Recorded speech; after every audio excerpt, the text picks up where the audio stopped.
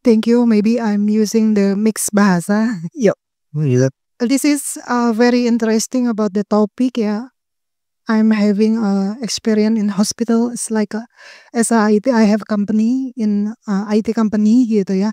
Membahas mengenai maybe there is a regulation about the analisis dampak lingkungan gitu ya.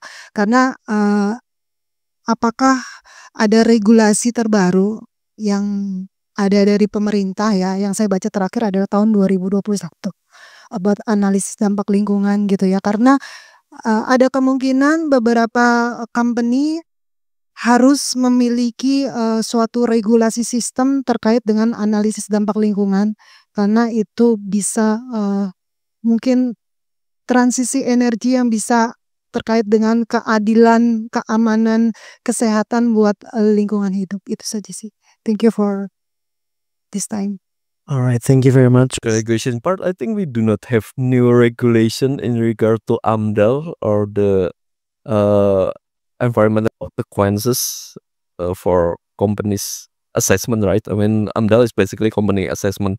We do not have new regulations, and this actually speaks a lot about the incoherencies about the guideline that we have in energy transition. Basically, the first, I think, the most referred guideline that we have in regard to energy transition, and the government response that's also referred by the NGOs was the 2022 regulation to halt the new coal power plant opening, and that's also something that right now is problematic, and we do not have any other like guidelines. We have like right now we are still trying to, I think, trying to regulate the carbon markets, but we do not have like other guidelines, and especially the AMDAL parts, because that's what I mean when we're talking about the incoherencies of our policies and guidelines. We may have this kind of guidelines, but probably other policies have other regulations that may contradict the first one. And we're talking about, of course, an issue that stretch across many sectors, and not all sectors have their own regulations. And when we're talking as well about your issue, the issue about the solar panel and also solar rooftop. the national electric company here, we're talking also about a sector that is very much under the monopoly of this national electricity company, and what they're doing, they can do something that can contradict like the national policy. Like I think the Kemen SDM, Energy and Mining Ministry. the Energy and Mining Ministry, once has regulated that, has issued a regulation that the PLN has to buy the surplus electricity produced from the solar panel of the consumers, but then it just being overturned by the PLN, and there's nothing that they can do about it. Yeah. I mean, that's how things going on here, and we're talking not only about, I mean, the very complicated thing about the energy transition. We're talking about, of course, there's a contradiction between interests, there's struggle between interests, but we're also talking about incoherencies. That's what making this a very difficult issue. I mean, to tackle like from only one perspective. So the second question. Yeah. From the regulation point of view, I agree with you that we don't have really detailed implementation guideline for the companies to have environmental impact analysis. I think that's true. Second round of the Q&A session. Any one of you? Right. 1, 2, 3. Lydia. Okay, so that guy over there. Yeah. Okay.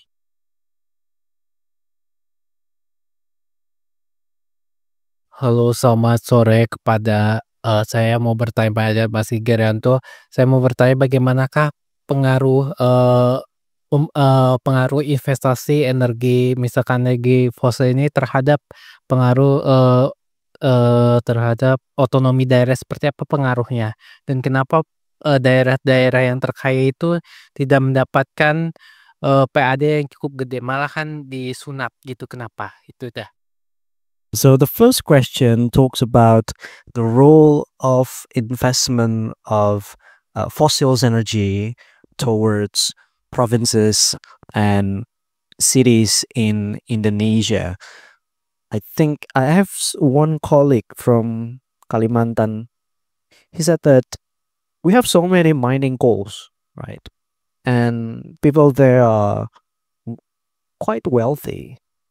But if you look at the Human Development Index in Kalimantan, is just we see a gap, right, between Kalimantan and people in Java, for instance. That's one thing to talk about.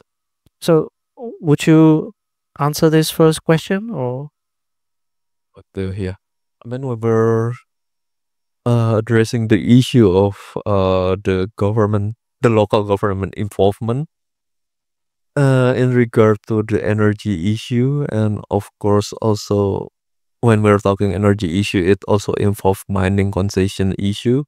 Usually they have uh very little to say. I mean, okay?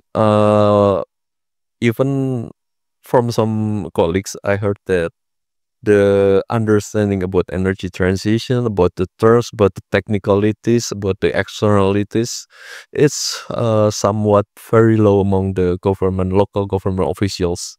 Basically, they are not being involved in all of these discussions, and probably the central government also do not feel like they have the interest to involve until there's a certain local and particular projects that can be executed in those areas. But basically, this whole matter right now is the matter of the matter that's being like addressed, and like this matter of the central government only right now. Basically, the involvement of the local government is very, very low. Okay. And probably they also do not have like any political right now, any political influence on it, because yeah, I mean the the dinas usually is just dinas is usually is just something what do you call dinas office, local office, right?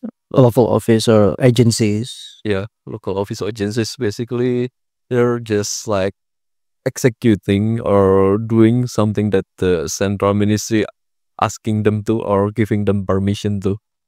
I mean, the local involvement is very low, and we still do not have like an idea how to like manage this, because of course local involvement needs to be accounted for. Probably the traces of local involvement we can like spot it from the rancangan umum energi daerah. So basically we have right now the rancangan umum energi nasional and rancangan umum energi daerah, the uh energy the national energy planning and the local the provincial energy planning. We have those two, and during the sessions where they like elaborating on this, every of the provincial local energy planning, each region usually proposing it in different the time schedule. The Jakarta just got their Ruet pass last year, but the Bali has been already passed like in 2019 or 2020. But basically here the local government were they were like assembling people, assembling stakeholders. I don't know, probably many of them from the business councils. And we're seeing basically in every of the province in Indonesia, there's a very different or wet all over. In Kalimantan mainly they in this energy planning, there's a estimation whether or not where in 2025 the energy compositions comprise of what. 2025, 2020, 2030, 2050, and basically many provinces in Kalimantan still maintain that they will still relying heavily on fossil fuel by 2515. 2050, 2050, yeah. I mean 2050. So that's the only part where I know that local government have say, but I don't know about others. All right.